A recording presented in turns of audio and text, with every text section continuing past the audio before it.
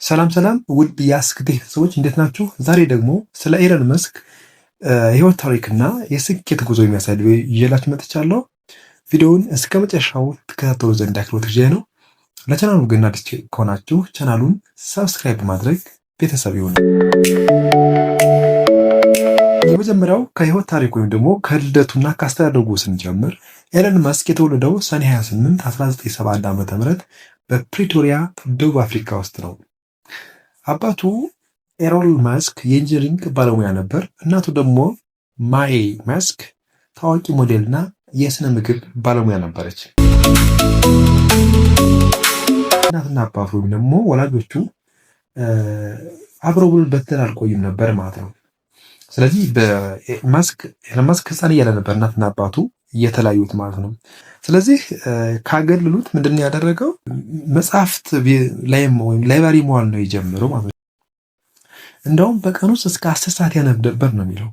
የሚገርመው ደግሞ የሚያነባቸው መጽሐፎች የሳይንስ ፊክሽን እና ፊዚክስ እና ማቴማቲክስ ነበሩ። ሳይንስ ፊክሽን ማለት የሳይንስ ልቦለዶች ነበር ያነብ የነበረው ማለት ነው። በዛ በህፃንነት እድሜው እስከ 10 ሰዓት በማንበብ እንደውም በ10 ዓመቱ ይሄ የማንበብ ልምድ ስላለው በ10 ዓመቱ የኮምፒውተር ቋንቋን ሙሉ ለሙሉ በራሱ ተምሮ ጨረሰ ነው የሚለው።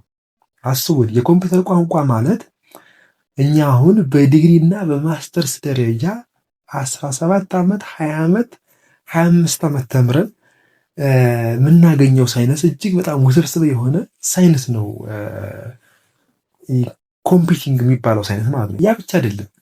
በ10 ዓመቱ የኮምፒውተር ፕሮግራሚንግ ከተማረ በኋላ በ12 ዓመቱ ደግሞ ብላስተር የሚባል የቪዲዮ ጌም ሶፍትዌር ሰርቶ $500 መሸጥ ቻለ። ሌላው መስክ 17 ዓመት ሲሞላው ያኔ በደቡብ አፍሪካ በነበረው በአፓርታይድ ካናዳ ተጓዘ ነው የሚለው።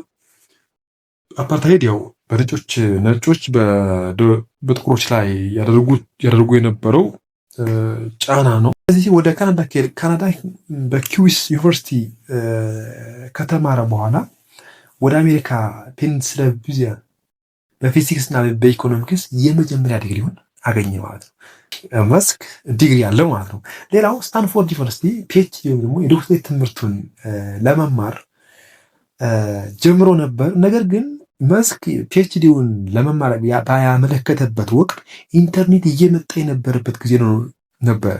ያኔ ግን መስክ የኢንተርኔትን ተጽዕኖ ቀድሞ ስለተረዳ ኦልሬዲ ትምህርቱን ያቋረጠው ማለት ነው። ምክንያቱም በኢንተርኔት ላይ መማር መስራት እንደሚችል ስለሚያምን ማለት ነው። እንደውም ከትምህርት ከጀመረ ከ2 ቀን በኋላ የፒኤችዲ ትምህርቱን አቋረጠው ነው የሚለው ማለት ነው። እንግዲያው ደግሞ እስኪ ወደ ስራ ህይወቱ ደግሞ ገብተን ለማየት እንሞክር። የመጀመሪያው ዚፕቱ የሚባል ሶፍትዌር ነበር የሰራው ከወንድሙ ጋር በመሆን ከ1995 እስከ 1999 ድረስ የቆየ ነው። ዚፕቱ ምንድን ነበር የሚሰራው? ለጋዜጦች ወይ ደግሞ ለኒውዮርክ ታይምስ ነበር የሰሩት።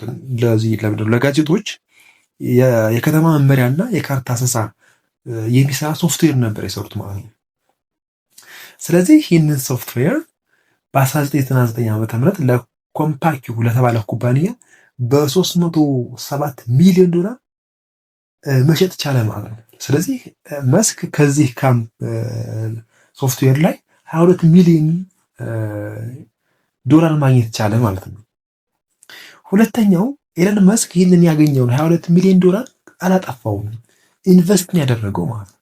ሌላ ኤክስ.ኮም የሚባል ካምፓኒ ላይ ኢንቨስት ማድረግ ቻለ ማለት ነው። ኤክስ.ኮም ማለት ከፔፐር ጋር ይሰራ የነበረ ካምፓኒ ነው።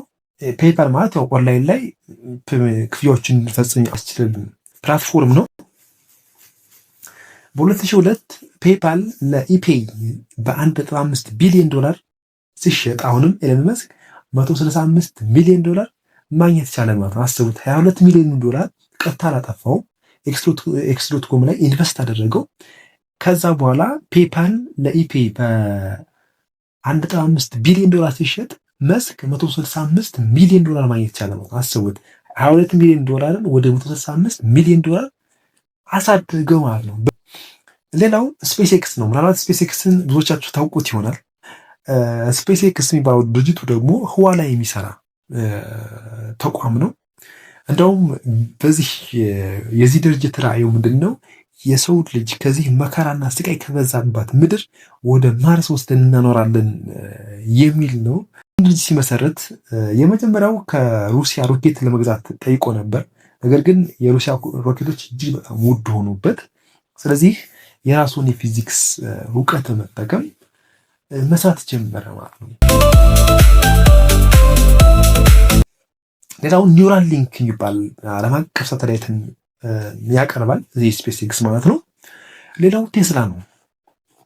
ቴስላን ያው ብዙዎቻችሁ ታውቁታላችሁ። በመኪና ነው የሚታወቀው፣ ደግሞ በታዳሽ ኃይል የሚሰሩ ተሽከርካሪዎችን ነው የሚሰራው። ቴስላ አሁን ላይ ባለው የመኪና ገበያ ውስጥ እጅግ በጣም ውዱና ተወዳጁ መኪና ነው ማለት ነው። ቢገጭ እንኳ የማይሰበር መስታወቱ እንኳ ተገጭቶ የማይሰበር እጅግ በጣም ምርጥና ውድ የሆኑ መኪኖችን ያመርት ኩባንያ ነው ማለት ነው። ሌላው ኒውራል ሊንክ ነው። ኒውራል ሊንክ ማለት በሰው አእምሮ ላይ የኮምፒውተር ቺፕን በመቅበር ኮምፒውተርና ሰው በቀላሉ ኮሚኒኬት ላይ ይቀበራል። ስለዚህ በዚህ ቺፕ አማካኝነት ከኮምፒውተር ጋር በቀላሉ ኮሚኒኬት ማድረግ፣ በቀላሉ የምንፈልገውን ነገር ሰርች ማድረግ ማግኘት የምንችልበት መንገድ ነው ማለት ነው። ሌላው ግሮክ ኤአይ ነው። ግሮክ የኤለን መስክ ኤአይ ነው፣ ደግሞ ሰው ሰራሽ አስተውሎት ነው። ይህ ኤአይ እጅግ በጣም ተወዳጅ እና የሰው ልጅ እውነተኛ አጋዥ እንዲሆን ተደርጎ የተሰራ ያለ ኤአይ ነው ማለት ነው። ሌላው ትዊተር ነው። ትዊተርን ብዙዎች ታውቁታላችሁ። ትዊተርን በ2022 ዓመተ ምህረት በ44 ቢሊዮን ዶላር ነው ነበር የገዛው። አሁን ላይ ኤክስ ነው የሚባለው። ያው ትዊተር ኤክስ ነው መስክ ከገዛው በኋላ ኤክስ ነው የሚባለው። ስለዚህ ኤለን መስክ እነዚህን አምስቱን ድርጅቶች መመስረት ቻለ ማለት ነው። ድርጅቶች ሲባል እጅግ በጣም በዓለም አቀፍ ደረጃ ኢንትሪሊየን ሬቬኑ የሚያገኙ ድርጅቶች ናቸው ማለት ነው። ስለዚህ ቤተሰብ የመጀመሪያው እኔ በጣም ግርም የሚለይ ከኤለን መስክ ህይወት ታሪክ ውስጥ አፍሪካዊ ነው። ብዙዎቻችን በተለይ የቴክኖሎጂ እውቀት የቴክኖሎጂ ስራ ለነጮች ለውጮች እንስላለን። ነገር ግን መስክ አስቡት አፍሪካዊ ነበረ። ስለዚህ አፍሪካዊ ሆኖ ነው በዓለም አቀፍ ደረጃ አንደኛ የቴክኖሎጂ ሰው መሆን የቻለው ማለት ነው። ስለዚህ ቤተሰብ ያው ኤለን መስክ እነዚህን ድርጅቶች ሲመሰርት በጣም ብዙ ፈተናዎች እንዳለፈ ቢሮ ያድር እንደነበረ እንደውም በጣም አንድ ጽሑፍ ላይ ያነበብኩት ኤለን መስክ ስራ ሲሰራ አምሽቶ መሸበትና እዛው ቴብሉ ላይ ተኛ። ከዛ ተኝቶ ጠዋት ሰራተኞች ሲመጡ መስክ ተኝቶ ነበረ። ከዛ እነሱ ደግሞ ከምን ቀሰቅሰው ብለው እንዲሁ ተራምደውት ወደ ስራ ገቡ ማለት ነው። ከዛ ግን መስክ ሲነቃ ሰራተኞች ገብቶ ስራ እየሰሩ ነው። ከዛ ምንድን ነው ያላቸው? ለምን አልቀሰቅሳችሁኝም?